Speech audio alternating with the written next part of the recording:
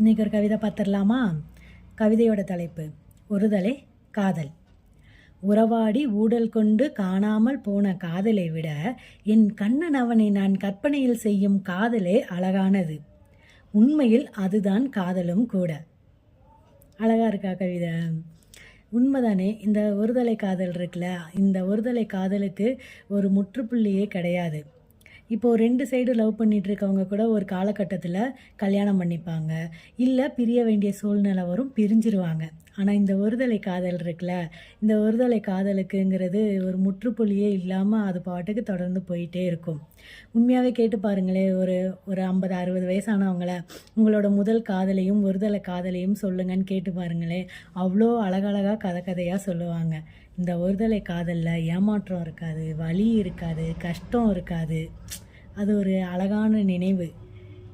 உண்மையாகவே ஒருதலை காதல் என்னை பொறுத்த வரைக்கும் ரொம்ப ரொம்ப அழகானது. இந்த வீடியோ பார்த்துட்ருக்க உங்களில் எத்தனை பேர் ஒன் சைடு லவ் பண்ணிகிட்ருக்கீங்க? சொல்லிட்டு போங்க.